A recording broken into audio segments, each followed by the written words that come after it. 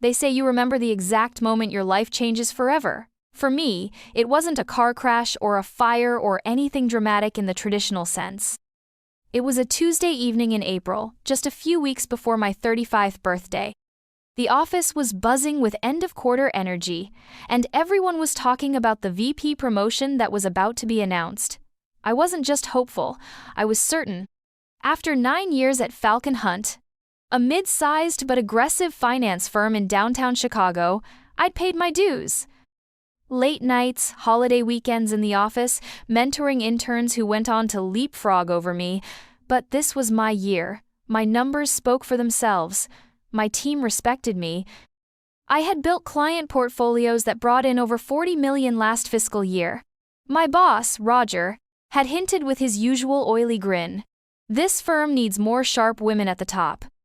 But before I got to hear my name in any press release or team-wide email, I got a text. From Dana. Can you talk? I know this is going to hurt.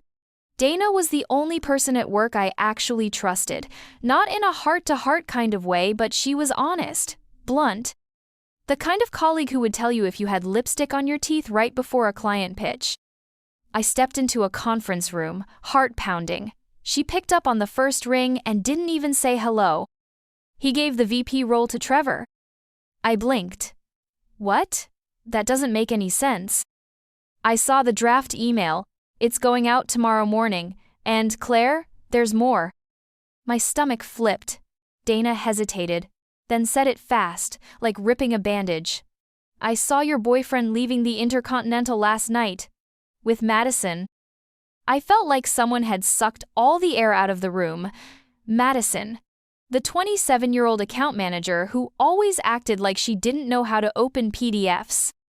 The one who called my boyfriend Jace like they shared inside jokes, because apparently they did. I didn't cry. Not then. Not in the cold glass box of the 17th floor conference room. Instead, I stared at my reflection in the window, watching the city lights blur as if someone had smeared them with their thumb. How long had I been sleepwalking through this life? How many signs had I ignored in favor of being grateful and resilient? That night, I went home to the apartment Jason and I shared. He wasn't there. I opened a bottle of Malbec, sat at the kitchen island, and scrolled back through every memory I could find. The time he worked late on our anniversary, the time Roger told me, "You're not aggressive enough to lead," right after I closed the biggest deal of Q2. The way Madison always had lunch delivered from the same Thai place Jason liked. It wasn't just the affair, or the promotion. It was the realization that I had built my whole life around people who saw me as convenient, useful, replaceable. I didn't sleep that night. I didn't cry. I watched the sky turn from ink to slate and made one quiet, dangerous promise to myself. I will not be the good girl they forget. I will become the woman they regret losing. The next morning, I wore red. Not crimson or coral, but a deep, bloody wine shade that made my skin glow and my eyes burn. It was petty maybe, but I wanted to walk into that office like a woman who already knew. Who had seen behind the curtain and smiled anyway. Roger's assistant, Karen, gave me a glance that lingered. Not pity exactly, but not nothing either. The draft email went out around 9:17 a.m., and by 9:18 I'd read it 3 times. Trevor, Vice President of Client Strategy. The man who once asked me if EBITDA was a skincare brand. I pasted on a smile and walked over to his desk. Congrats, Trevor. Big day. He blinked like he hadn't expected me to be civil. Thanks, Claire. Seriously, you're the one who trained me, so this is kinda yours too, right? I nodded. Sure. That word burned on my tongue. I spent most of that morning watching The Office through new eyes. Suddenly, the microaggressions weren't just annoying, they were the DNA of the place. Madison giggled too loudly at Jason's jokes near the espresso machine. Roger clapped me on the back and told me I was a real team player. Someone used the phrase, emotional overreaction in the meeting when I suggested a client deserved better. And it all clicked. The first red flag had been a compliment. You're not like the other women here, Roger told me once after a pitch. You don't cry or complain, you handle things. I was flattered. Back then, I thought it meant respect. But now I know. It meant silence. It meant endurance. Jason had done the same. When we first started dating, he told me he admired my drive, that I was intimidating in a good way. But later, that same drive became exhausting. My ambition became too much. I started remembering things I had buried, like the time Jason told me I should lighten up when a junior associate stole my work. Or when Roger handed my deck to Trevor before a board meeting because he has a better rapport with them. It was never about performance, it was about perception. They liked me just enough to use me, not enough to reward me. By lunchtime, I had made a silent decision. This wasn't about proving myself to them anymore. It was about building something that made their approval irrelevant. And maybe taking back what was mine in the process. The strange thing about betrayal is that once you see it, you start seeing it everywhere. It didn't hit me all at once. It seeped into my bones gradually, like cold air through a cracked window I'd never noticed before. That week, every word, every glance, every silence at the office felt suspicious. Falcon Hunt hadn't changed overnight. I had. And now I couldn't unsee what I'd been trying so hard not to notice. Jason still hadn't come home, not that I expected him to. He texted once, "Let's talk soon." I didn't reply.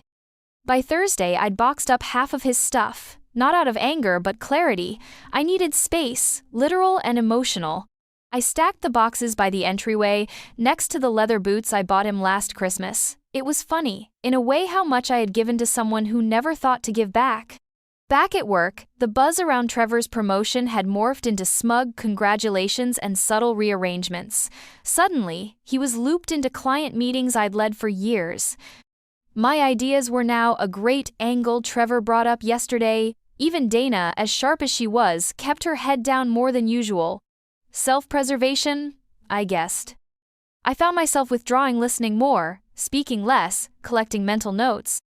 Every eye roll when I spoke, every project rerouted, every time Roger said, "We'll circle back," and never did. But the unraveling wasn't just happening around me, it was inside me too. I started revisiting moments that had once felt blurry but now rang out like sirens.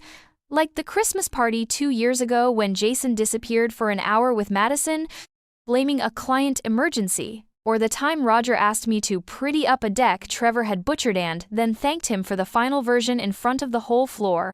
It wasn't a few bad apples, it was a system built on convenience and compliance. The unraveling brought something else with it. Grief. I grieved the version of me who thought loyalty would be enough, who believed hard work would always pay off, who thought Jason loved me the way I loved him. It was a mourning process, and I let myself feel every inch of it. At night, I walked by the lake with earbuds in, listening to audiobooks on women who had rebuilt their lives, CEOs, artists, whistleblowers. I wasn't ready to take any bold leap yet, but I needed to see the shape of other lives that had shattered and remade themselves. And then came the Friday meeting. Roger called a mandatory team sync at 4:30 p.m., classic move. Everyone filed into the conference room, sluggish and suspicious. Roger stood by the projector like a professor about to announce a pop quiz. "I want to address some shifts in client distribution," he began. With Trevor stepping into his new role, we're reassigning a few key accounts. He clicked to the slide. My name was gone. 3 of my top accounts clients I had nurtured from cold calls into million-dollar retainers were now listed under Trevor's and Madison's names. A tight, nauseating knot formed in my chest. I forced myself to breathe through my nose. Roger didn't look at me once. Afterward, I didn't storm into his office. I didn't cause a scene. Instead, I opened my laptop, searched for a folder labeled Quiet Plans, and began updating my spreadsheet. Yes, I had a spreadsheet, with notes on job leads, startup ideas, industry contacts who owed me favors. And most important, alternate email addresses and contact logs with clients who trusted me, not the firm. They thought I would fold, that I would stay and simmer until I finally quit on their terms. But the unraveling was just the beginning. I was pulling threads on purpose now. I didn't quit. Not yet. That would have been too easy for them, too satisfying. No, I stayed. To them, I looked like a woman licking her wounds, slowly fading into the background. But inside, I was rebuilding, strategizing, becoming. By day, I was the same Claire they thought they knew. I smiled in meetings, offered helpful insights, stayed late when no one asked. But by night, I was someone else entirely. I worked out deals in whispers and LinkedIn messages. I reconnected with an old college friend, Priya, who had left finance to launch a boutique investment advisory. She was sharp, relentless, and most importantly, free. She didn't answer to men like Roger. She was the boss. We hadn't talked in years, but when I reached out, her response was immediate. "Let's grab drinks. I've been watching your trajectory. I have an idea." We met at a dim cocktail bar in Lincoln Park. I told her everything. Not just the facts, but the feelings. The burn of being invisible. The fury behind my smile. She didn't flinch. "What if I told you I've been looking for a partner?" she said, swirling her mezcal. "Someone with your portfolio management skills. Someone who understands both the numbers and the people." I didn't say yes. Not yet. But that night, for the first time in months, I felt something close to hope. Meanwhile, at Falcon Hunt, the rot deepened. Jason moved out after I left his boxes in the hallway. No confrontation, just a note. "I'm sorry, I didn't mean for it to happen this way." Didn't mean? Like he tripped and fell into Madison? I laughed when I read it, a sharp, bitter sound I barely recognized. Madison strutted around the office like she'd won. Like she wasn't sleeping with a man who ran when things got hard. Trevor, now my official superior, asked me to mentor Madison since she's still adjusting to senior-level accounts. I smiled, of course. Then I copied myself on every piece of documentation and client email. I started keeping a logevery thing she said in meetings, the deliverables she skipped, the numbers she fudged. I wasn't going to sabotage her. That wasn't my style. But I was going to be ready. Every morning, I woke up an hour earlier, meditated, wrote down one thing I was building, one person who still believed in me, one piece of the future I was claiming for myself. I started attending low-profile industry events, panels, workshops, quiet dinners with other women who had survived what I was living through. We spoke in code. He didn't see my value. They moved the goalposts, but we all knew what we meant. At one event, a recruiter from a major hedge fund pulled me aside. "We've been watching your performance for a while," she said. "If you're ever looking to make a move, call me." I took her card but didn't call. Not yet. Because this wasn't just about leaving. This was about leaving well, leaving strong, leaving with receipts. And maybe just maybe leaving with some of their clients too. It started with a spreadsheet, a simple Excel file labeled Outreach. Client names, dates of last contact, notes on their investment history, preferences, hobbies, even details like loves Napa Reds, or daughter accepted to Columbia last fall. Information they'd told me, trusted me with. Not Trevor, not Madison, me. I didn't contact them, not yet. That would violate my non-solicitation agreement. But I documented everything I had built. Quietly, meticulously, a portfolio of relationships they'd never be able to duplicate because you can't fake care, not for long. Meanwhile, Madison fumbled, repeatedly. One of our oldest clients, a retired surgeon named Dr. Levin, called me directly. "Why did Madison send over a portfolio with aggressive tech stocks when I specifically said I wanted stable income?" I took the call, smiled as I apologized. "That must have been a miscommunication. Let me personally look into it." Later, I sent a polite email to Trevor, CCing Roger, flagging this concern from Dr. Levin. Per his prior instructions dated February 14th, he requested a conservative dividend strategy. No emotion, no blame, just data, receipts. A week later, Madison missed a client call entirely. I had the time-stamped invite and her written confirmation that she'd handle it. Another email. Another log entry. I didn't confront her. I didn't need to. I let their own incompetence do the heavy lifting. But that wasn't the only revelation surfacing. Jason, apparently, was having second thoughts. He texted me out of nowhere. "I miss talking to you. Can we get coffee?" I stared at the message for a long time, not because I was tempted, but because it struck me how familiar that cycle was. A man breaks something, leaves, feels the void, comes back expecting the same version of you to still be standing there, holding out forgiveness like a prize. I didn't reply. Instead, I moved Priya's name to the top of my call soon list. We met again, this time at her office. It was bright, modern, filled with women and energy and laughter that didn't feel forced. She had put together a proposal: co-managing partner, equity stake, full creative and strategic input. It wasn't just a job, it was ownership. It was validation. But I needed one more thing before I made the leap. I needed to see if the house I'd built at Falcon Hunt would crumble without me. So I requested a week off, first vacation in 18 months. Roger raised a brow. "Everything okay?" I smiled, just feeling a little burnt out. "I think I need to recharge." He agreed. Probably figured I'd come back softer, more pliable. Instead, I spent that week assembling the final pieces. Business plan with Priya? Finalized. Personal savings? Transferred to a new high-yield account. Legal review of my employment contract? Completed. Resignation letter? Drafted, printed, sealed in an envelope with my initials on it. On Sunday night, I opened a bottle of that Napa Red Dr. Levin once recommended to me, sat on my couch and toasted to what was coming next. They thought they'd buried me. But really, they planted me. And I was about to bloom. The morning I returned to the office, it was raining. Not the dramatic thunder and lightning kind, just a steady gray drizzle that coated the city in a blur, like the universe wanted to gently wash everything clean. I walked into Falcon Hunt 15 minutes early as usual. I nodded to the security guard, stopped by the coffee station, and made my way to my desk like it was just another Monday.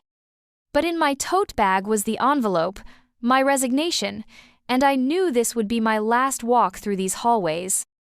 Trevor had scheduled a 9:30 a.m. check-in. I assumed it was about Madison, or maybe just another thinly veiled attempt to assert authority.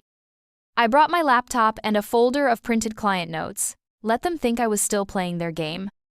He didn't even look up when I walked in. "Morning," he muttered. "Morning," I said, placing the folder on the table. He launched into something about Q2 strategy. I let him talk. Then, halfway through his monologue, I slid the folder forward. "These are updated records on the Levin, Yates, and Mendoza accounts, including client correspondence and notes you'll need once I'm no longer point of contact." He blinked. "What do you mean?" I smiled. Calm, direct, "I'm resigning." His mouth opened, then closed. "Wait, what? You can't just—" "I'm giving notice, effective immediately. Roger has a copy of the same letter." He stared at me, the air in the room shifting like pressure before a storm. "Did Roger poach you for another role?" I almost laughed. "No, but thank you for the vote of confidence." I stood up. "You'll want to let the team know by end of day. Clients will start noticing, and some of them, they're loyal to the people who earn their trust, not the firm." I walked out without waiting for a reply. Roger's office was next. He read the letter without expression, tried to play it cool. "We're sorry to lose you, Claire. Is there anything we can offer to make you stay?" I met his eyes. "You already offered it to someone else." He had the decency to look away. I didn't linger. I shook his hand, thanked him for the opportunity, and walked out. No tears, no drama, just a soft, final goodbye. The rain had let up. By the time I reached the street, the sun was peeking through the clouds like a slow exhale. I pulled out my phone and texted Priya, "It's done. Ready when you are." She responded instantly, "Welcome home." Starting over wasn't a clean break. It was 1,000 tiny choices made one after another. The first Monday after I left Falcon Hunt, I didn't set an alarm. My body woke up anyway, conditioned by years of habit. But there was no email inbox demanding my attention, no calendar blocks filled with back-to-back meetings, just quiet. I made coffee slowly, stared out the window at the city below, and let myself feel what I'd been avoiding for months. Grief, yes, but also relief. For the first time in years, I didn't belong to anyone else's expectations. Priya welcomed me into her world with open arms. Her office wasn't flashy, but it buzzed with focus. Everyone there was building something, not protecting old power, but creating new value. It felt like breathing clean air after living in a smoky room for too long. We started small: client audits, brand identity, legal structuring, but even in the minutiae, I felt powerful, seen, respected. I brought 3 clients with me without asking. They reached out when they saw my name disappear from Falcon Hunt's site. "Wherever you go, I go," one of them said. Loyalty built on years of showing up, not just closing deals. But there were still wounds to tend. Jason texted again. A long message this time. Something about how he'd made a mistake, how things with Madison weren't what he thought, how he missed the way we used to talk. I didn't answer. Instead, I started therapy. Once a week, I sat across from a woman who didn't try to fix me, just helped me understand why I'd tolerated so much for so long, why silence had felt like safety, why proving myself had felt like love. I started saying no more, no to things that drained me, no to people who only reached out when they needed something, and most importantly, no to the voice in my head that said I had to earn every ounce of kindness. One night, Priya and I stayed late, laughing over takeout in her office, when she looked at me and said, "You know, I think you saved me from burning out. I was carrying this alone for too long." And I realized something: I wasn't just rebuilding myself. I was becoming someone who could hold space for others, someone who didn't shrink in the face of power but redefined it. The ashes were still there, but the fire had gone out, and in its place, something new was growing. Something mine. Success didn't come with fanfare, it came with steady traction. 3 months after joining Priya, we signed a high-net-worth family office that used to be one of Falcon Hunt's crown jewels. They called me personally. "You always made things simple," the patriarch said. "We trusted you." The day that contract closed, I didn't gloat. I simply forwarded the email confirmation to Priya with a subject line that said, "And so it begins." She called me laughing. "You are terrifying, in the best way." We didn't stop there. Word spread quietly. Claire's firm was different. Sharper, calmer, more human. The kind of place that didn't just crunch numbers, but understood people. Within a month, 2 more legacy clients followed. Meanwhile, Trevor and Madison made headlines, but not for the reasons they wanted. A client filed a complaint citing misaligned risk profiles and negligent oversight. A small ripple, but enough to draw eyes, enough to make Roger nervous. Dana sent me a message one night, simple and cryptic. "You left a ghost behind. Every time someone says your name, Roger flinches." I didn't respond, but I smiled. Jason reached out again. A voicemail this time.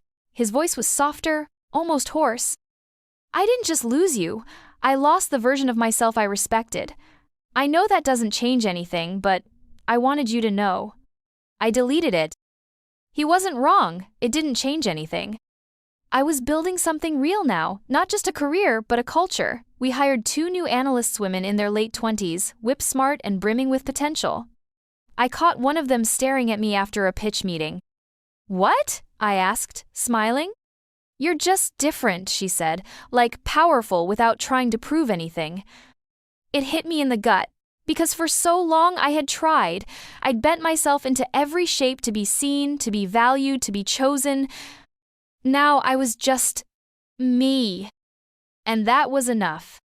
Sometimes power doesn't roar, it whispers, then echoes. It began with a press mentions mall, barely a paragraph buried inside a financial blog. New boutique advisory firm secures major family office clients from legacy institution Falcon Hunt. There were no names, but those who knew, knew. By the following week, the whispers turned into messages. Women from my past, some I hadn't seen in years, reached out. "Is it true? You really left them and built something better?" I've been thinking of doing the same. I replied to every single one, not with advice, but with truth. It's terrifying, but it's worth it. Then came the moment I hadn't planned for. I was invited to speak at an industry panel. Topic: Reclaiming Leadership, Building Culture After Burnout. I almost said no. Part of me still flinched at the spotlight. The old reflex to stay quiet, stay safe. But Priya encouraged me. You don't owe them your silence, she said. Not anymore. So I said yes. And when I stepped onto that stage, something shifted. I told my story not as revenge, but as release. I spoke about the cost of gaslighting, about the subtle erosion of voice and value that so many professional women endure. And when I finished, the room stood. Not for drama, but for recognition. Afterward, one of the organizers pulled me aside. I think you've just started something. She was right. Over the next month, I co-founded an initiative with Priya Mentorship Collective for mid-career women in finance. We called it The Table, because too many of us had been asked to earn a seat that was never really ours. Now we built our own. Trevor was demoted. Madison quietly transferred to another firm. Roger's name no longer appeared on Falcon Hunt's PR emails. And one rainy Thursday morning, I got a handwritten note on our office doorstep. Dana, thank you for leaving. It made the rest of us believe we could too. I stood in the hallway holding that note, heart full. Sometimes truth doesn't need to be shouted. Sometimes it just needs to be lived out loud. I used to think freedom would feel like fireworks, a dramatic exhale, some kind of cinematic finale. But the real thing? It's quiet, subtle, a series of soft mornings and steady heartbeats. Freedom feels like drinking coffee in your own office, barefoot, before sunrise. Like knowing every decision you make serves you, not someone else's bottom line. The boutique firm Priya and I built is thriving, not in the flashy headlines every week way, but in the solid, reputation-rooted, people trusting us with their lives kind of way. Our clients stay, they refer, they believe in what we're doing. The Table now has over 200 women-involved mentors, mentees, allies, thinkers, builders. We meet once a month, no suits required. Just honesty, connection, support. The kind I would have killed for when I was being told I was too emotional or not strategic enough. And me? I'm no longer looking for validation. I'm living in alignment. Jason is a ghost now, one I've forgiven but don't miss. I heard from a friend that he moved to Boston. Madison's name shows up now and then on my LinkedIn feed. Hopping firms, I don't feel bitterness. Just distance. My phone is full of new names now, brilliant women building their own paths, and brilliant men who know how to stand beside them, not in front.